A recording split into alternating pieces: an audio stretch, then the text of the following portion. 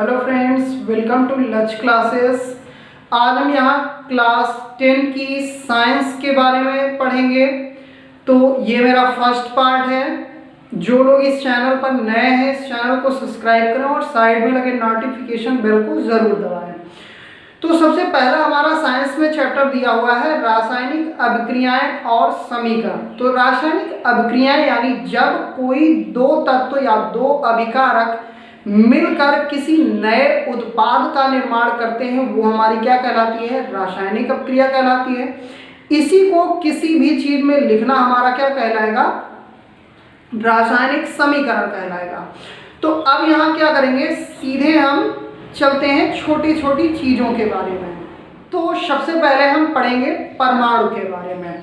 तो परमाणु क्या है, कैसे है, इसकी खोज किसने की, यह किससे किससे मिलकर बना होता है, इसमें क्या क्या चीज पाई जाती है, सारी चीजें आज हम जानेंगे। तो सबसे पहले हम बात करते हैं परमाणु। परमाणु क्या है? ब्रह्मांड का वह सूक्ष्मतम कण, या कहें कि जो भी पदार्थ हमारे बने हुए हैं वो किस कारण बने हुए हैं? परमाणु की वजह से ही बने हुए हैं। यानी कहा जाए पदार्थों के बनने का आधार ही क्या है? परमाणु है। और परमाणुओं से मिलकर हमारा क्या बना होता है? अणु बना होता है। तो परमाणु मुख्यतः क्या होता है कि पदार्थों का मुख्य क्या है? आधार है। परमाणु की खोज किसने की? सबसे पहली बात, परमाणु की खोज किसने की थी? हमारे वैज्ञानिक कौन थे? डाल्टन। कौन थे? डाल्टन। क्लास 9th में दिया हुआ है। तो परमाणु में क्या क्या चीजें पाई जाती हैं? तो सबसे पहला हमारा होता है इलेक्ट्रॉन। दूसरा हमारा क्या होगा? प्रोटॉन। तीसरा हमारा क्या होगा? न्यूट्रॉन। अब यहां पर देखेंगे कि इलेक्ट्रॉन क्या है, प्रोटॉन क्या है और हमारा न्यूट्रॉन क्या है। तो यदि हम किसी परमाणु की संरचना बनाएं तो उसमें एक हमारा क्या होता है? नाभिक होता है। नाभिक पर प्रोटॉन और न्यूट्रॉन क्या होते हैं? उपस्थित होते हैं। जबकि इस नाभिक के चारों ओर क्या लगाते हैं? चक्कर। कौन? इलेक्ट्रॉन। कौन लगाएगा चक्कर? इलेक्ट्रॉन लगाएगा। तो अब यहां से हमको ये चीज तो क्लियर हो गई कि परमाणु में एक नाभिक भी होता है और नाभिक में प्रोटॉन और न्यूट्रॉन पाए जाते हैं और इलेक्ट्रॉन नाभिक के क्या लगाते हैं? चक्कर लगाते हैं। तो इलेक्ट्रॉन की खोज किसने की? तो हमारा क्या है? J Thomson.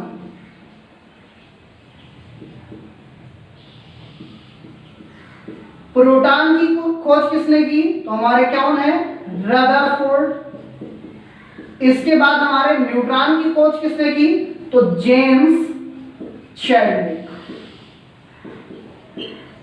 James Chadwick. तो ये चीज हमारा था परमाणु से रिलेटेड। अब बात करें अणु की, तो अणु हमारा इसी से संबंधित है। अणु को इंग्लिश में क्या बोलते हैं? मॉलिक्यूल्स। तो अणु हमारा, सबसे पहले हम अणु के बारे में जान लेते हैं। तो अणु क्या है? दो या दो से अधिक परमाणुओं से मिलकर किसका निर्माण होता है? अणु का निर्माण होता है। यह स्वतंत्र अवस्था में तो रह सकता है परंतु किसी भी रासायनिक अभिक्रिया में भाग नहीं ले सकता। इसकी ये डिफिनेशन होती है। कहा जाए, यदि आप पेपर में आता है कि अणु क्या है, तो आप सिंपल तरीके से लिख सकते हैं, दो या दो से अधिक परमाणुओं से मिलकर किसका निर्माण होता है? अणु का निर्माण होता है। यह स्वतंत्र अवस्था में तो रह सकता है परंतु रासायनिक अभिक्रिया में भाग नहीं ले सकता। अणु से मिलकर क्या बना होता है? भाई अभी तो हमने पढ़ा कि परमाणु से मिलकर कौन बना? अणु। अब अणु से मिलकर क्या बना? तो अणु से हमारा मिलकर क्या बना हुआ है? तत्व। अणु से हमारा मिलकर क्या बना है? तत्व। तत्व को इंग्लिश में क्या बोलते हैं? एलिमेंट। यानी तत्व की डिफिनेशन बताएं तो तत्व हमारा क्या है? तो तत्व हमारा क्या है? दो या दो से अधिक अणुओं से मिलकर किसका निर्माण होता है? तत्व का निर्माण होता है। और ये क्या होता है? रासायनिक अभिक्रिया में भाग भी लेता है। तत्व से मिलकर क्या बना है? तो तत्व से हमारा मिलकर बना हुआ है यौगिक। क्या मिला है? यौगिक, जिसे इंग्लिश में हम लोग बोलते हैं कंपाउंड। क्या बोलते हैं? कंपाउंड। यानी कि जब दो या दो से अधिक तत्वों से मिलकर किसका निर्माण होता है, यौगिक का निर्माण होता है। इसी को यदि मैं डिफिनेशन के हिसाब से आपको लोगों को समझा रहा हूं, यदि इसी चीज को हम एक समीकरणों के रूप में, इनके मानक चिन्हों के रूप में लिखें तो ये हमारा क्या बन जाएगा, रासायनिक समीकरण बनेगा। तो चलिए रासायनिक समीकरण के बारे में देखते हैं।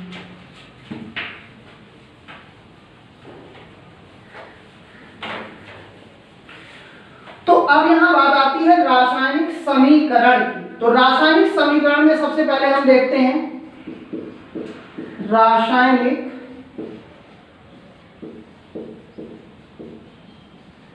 समीकरण।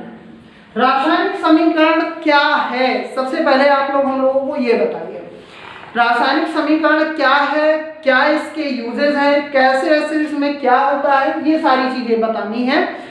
तो सबसे पहले मैं बता दूं कि जैसे कोई तत्व या फिर कोई यौगिक, तत्व की बात करें या फिर वो यौगिक की बात करें, तो जब दो या दो से अधिक तत्व मिलकर किसका निर्माण करते हैं, यौगिक का।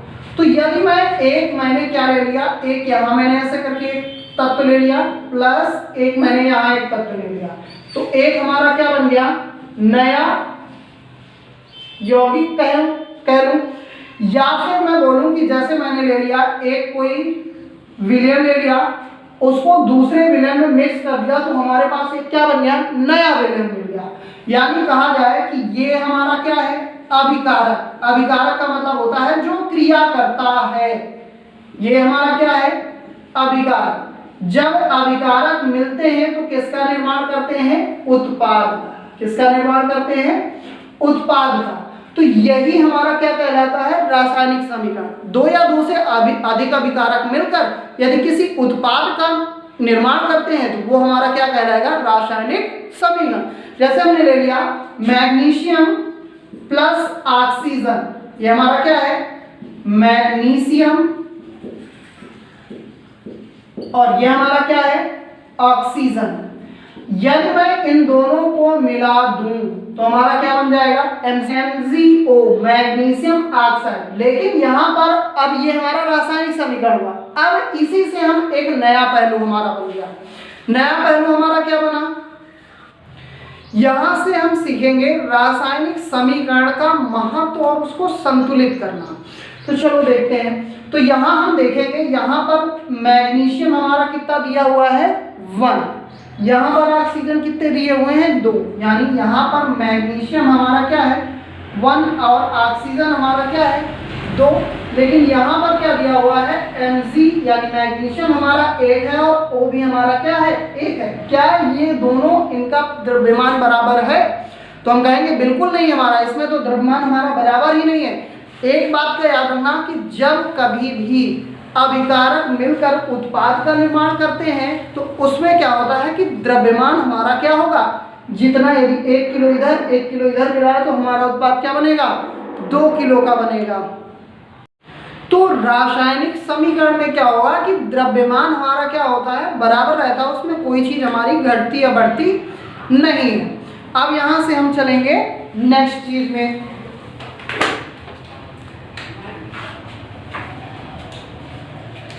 तो नेक्स्ट में हम जाएंगे तो हमने बताया यहाँ Mg हमारा क्या है, 1, ऑक्सीजन हमारे क्या है, 2। Mg हमारा है 1, ऑक्सीजन हमारा यहाँ क्या है, 2। तो अब इसको हमको क्या कर रहा है, संतुलित। तो यहां से हम क्या सीखेंगे, समीकरण संतुलित करना। तो यहाँ हमारा 1 था और यहाँ दोनों हमारे 1 1 थे, तो इसमें मैं 2 का मल्टीप्लिकेशन और इसमें भी 2 का मल्टीप्लिकेशन करा दूं तो ये हमारे क्या क्या हो जाएंगे, 2 2 हो जाएंगे। और इसमें मैं क्या करा दूं, इसमें 2 का मल्टीप्लिकेशन करा दूं, क्योंकि उधर हमारा उत्पाद कितना बन रहा है, 1, और यहाँ हमारे अभिकारक कितने दिए गए हैं, 2। कितने दिए गए हैं, 2। जरूरी नहीं है कि हमारा क्या हो, उत्पाद केवल 1 ही बने, उत्पाद हमारे 1 से अधिक भी बन सकते हैं। तो यहाँ पर हमने क्या कराया, 2 का मल्टीप्लिकेशन करा दिया, तो यहाँ हमारा क्या हो गया, 2Mg। यहाँ हमारा क्या हो गया, 2Mg प्लस O2। यानी अब यहाँ हमारी संख्या क्या हो गई, 2, और यहाँ हमारा 2 पहले से था। अब यदि मैंने इधर किया 2 का मल्टीप्लिकेशन तो Mg भी 2 और O भी हमारे कितने हो गए, 2।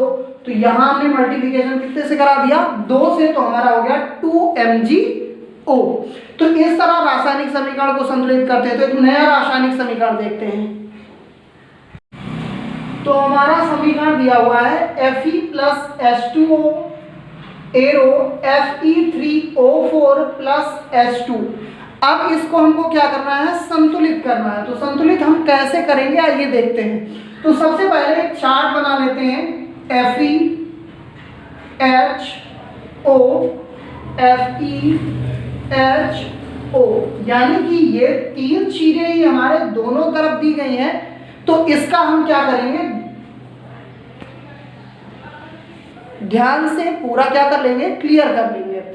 तो अब यहां हम क्या करेंगे, Fe हमारे यहां पर कितने दिए हुए हैं, एक। Fe हमारे यहां पर कितने दिए हुए हैं, एक।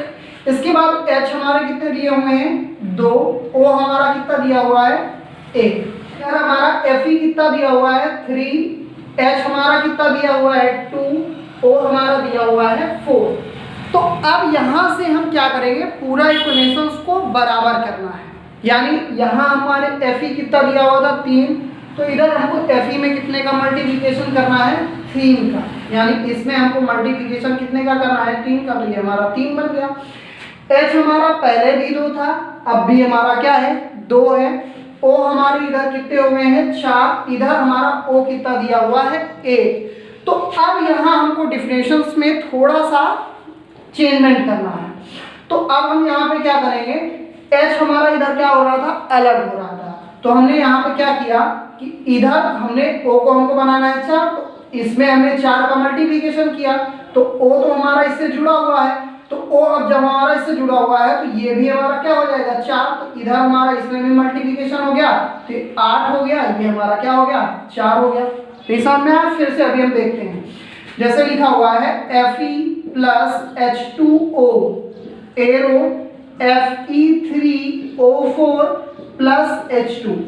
अब यहाँ 3 Fe थे, तो हमने यहाँ सबसे पहले तो 3 लिख दिया। हमने इधर सबसे पहले क्या लिख दिया, 3 लिख दिया। अब यहाँ हमने लिखा, यहाँ O हमारे कितने दिए हुए हैं, 4। तो यहाँ हमने क्या किया, 4 का मल्टीप्लिकेशन कराया।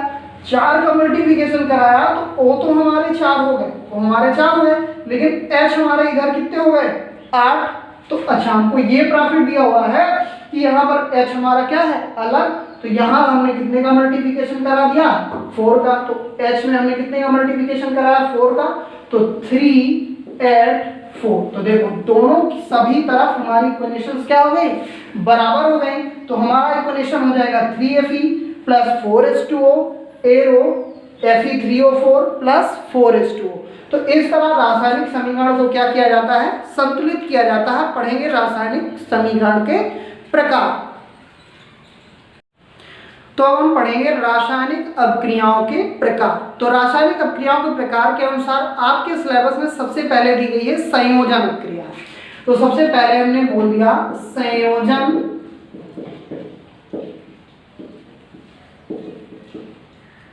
अभिक्रिया। अब संयोजन अभिक्रिया से रिलेटेड सारी चीजें पढ़ेंगे। तो संयोजन अभिक्रिया में क्या होता है कि जब दो अभिकारक मिलकर किसी एकल उत्पाद का निर्माण करते हैं। जब 2 या 2 से अधिक, कंफर्मली नहीं है कि 2 ही लिया जाए, 2 या 2 से अधिक अभिकारक मिलकर केवल किसका निर्माण करें, एकल उत्पाद का, तो वह हमारी क्या कहलाती है, संयोजन अभिक्रिया कहलाती है। तो इस तरह ये हमारी संयोजन अभिक्रिया होगी। भाई नाम से ही हमको पता चलता है संयोजन, सब कुछ आएगा और एक चीज क्या हो जाएगी, बन जाएगी, वही हमारा क्या हो गया, संयोजन अभिक्रिया। जैसे एग्जांपल में देख लें CaO प्लस H2O। CaO क्या है हमारा, कैल्शियम ऑक्साइड, यानी कि हमारा बिना बुझा चूना, बिना बुझा चूना, प्लस ये हमारा क्या है, जल। जब इसको हम बनाएंगे तो हमारा क्या बनेगा, बुझा हुआ चूना। तो ये हमारा बन जाएगा CaOH का होल ट्वाइस। तो देखेंगे यहाँ O हमारे कितने थे, 2। तो O हमारे क्या हो गए, 2। H हमारा 2 था तो 2 हो गया। C हमारा 1 था तो 1 हो गया। तो ये हमारा क्या बन गया, बुझा हुआ चूना। तो इसमें क्या होता है कि इसमें 2 प्रकार की अभिक्रियाएं सम्मिलित होती हैं। पहला हमारा होता है ऊष्माक्षेपी और दूसरा हमारा होता है ऊष्माशोषी। तो ऊष्माक्षेपी क्या है, ऊष्माशोषी क्या है, पहले ये भी ध्यान दे लेते हैं, क्योंकि इसमें हमारा क्या होता है, जब हम लोग अपने घरों में क्या करते हैं, चूने में पानी डालते हैं तो चूना क्या होने लगता है, खौलने लगता है। तो मतलब उससे एनर्जी क्या हो रही है, बाहर निकल रही है। लेकिन कोई कोई ऐसी रासायनिक अभिक्रिया होती है कि उसको घर में भी करना पड़ता है, तो उसमें क्या होता है कि ऊष्मा अंदर उसके क्या हो रही है, शोषित हो रही है। तो यहाँ पर हमारी दो प्रकार की कंडीशन बनेगी हमारे पास। पहले हमारी बनेगी ऊष्माक्षेपी और दूसरी हमारी क्या बनेगी, ऊष्माशोषी। तो ये हमारी दोनों। ऊष्माक्षेपी अभिक्रिया क्या कहा जाता है, जब अभिक्रियाओं में ऊष्मा का क्या हो रहा हो, बाहर निकल रही हो, ऊष्मा क्या हो रही हो, उत्सर्जित हो रही हो, तो वो हमारी क्या होगी, ऊष्माक्षेपी। और जब रासायनिक अभिक्रिया में बाहर से ऊष्मा ली जा रही हो तो वो हमारी क्या कहलाएगी, ऊष्माशोषी। तो अब मैंने बोला इसमें बताओ, मैंने एक समीकरण लिख दिया, बताना है ये हमारा जो समीकरण लिखा होगा इसमें ऊष्माक्षेपी अभिक्रिया है या ऊष्माशोषी। तो हम तो बोलेंगे इसमें तो ऊष्मा बाहर निकलेगी, तो हमारी कौन सी अभिक्रिया होगी, है ऊष्माक्षेपी। तो संयोजन अभिक्रिया के दो पार्ट होंगे, हमारा पहला है ऊष्माक्षेपी और दूसरा हमारा क्या है, ऊष्माशोषी। अब नेक्स्ट वीडियो में हम इसका सेकंड जो हमारे दिए गए हैं पूरा चैप्टर इसमें मैं क्लियर करूंगा, जितने भी आपके अभिक्रियाएं हैं। जो लोग इस चैनल पे नए हैं चैनल को सब्सक्राइब करें। आपको ये वीडियो कैसी लगी कमेंट बॉक्स में जरूर बताइएगा और इस वीडियो को दोस्तों तक अपने जरूर पहुंचाइएगा। लाइक करें, शेयर करें, कमेंट करें।